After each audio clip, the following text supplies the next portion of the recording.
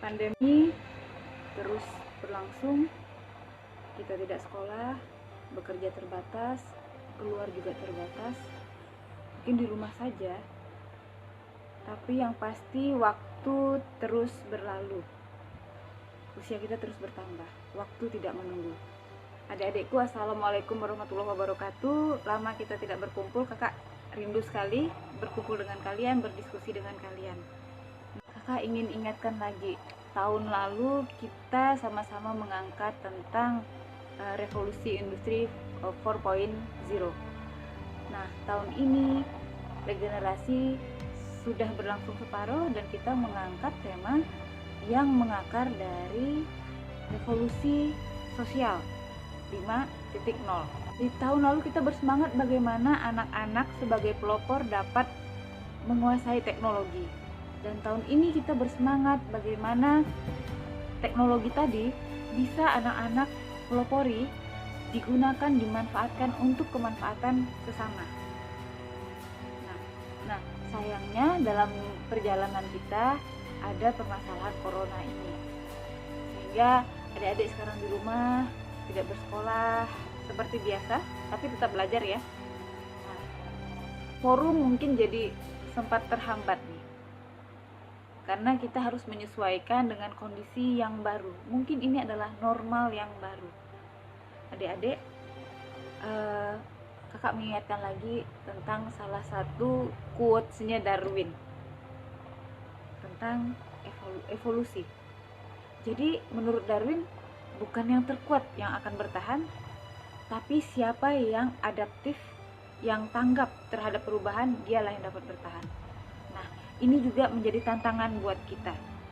Bagaimana kita bisa terus menjadi pelapor dalam situasi yang tidak biasa ini.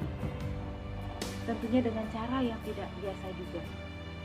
Nah, di sini kakak mengajak adik-adik, ayo kita sama-sama mencoba bergerak, berpikir, tetap otot-otot kita untuk kepedulian terhadap sesama, kepedulian kepada sekitar kita, memberikan kontribusi tetap berlangsung.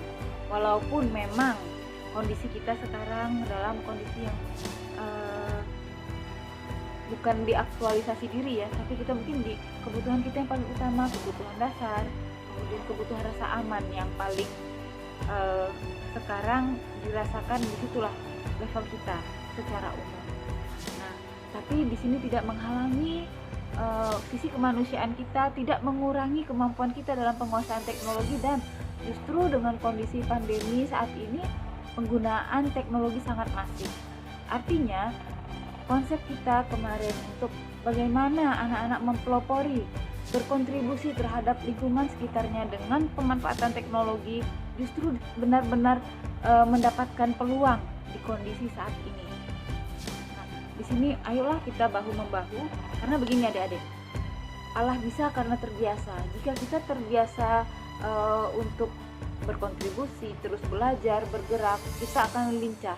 Tapi ketika kita berhenti, kita diam, nah otot-otot tersebut juga akan mungkin melemah. Contohnya, kalau adik-adik naik sepeda ketika sudah terus mengayuh, dia akan lebih ringan ya.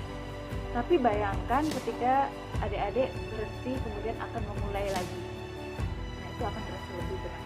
Jadi otot selalu ada peluang di dalam setiap kondisi. Ini tantangan buat kita. Mari kita berbuat dari hal yang kita bisa, dari kelebihan kita, dari hal yang kecil. Dari hal yang kecil yang kita bisa, bentuk kepedulian kita terhadap sesama.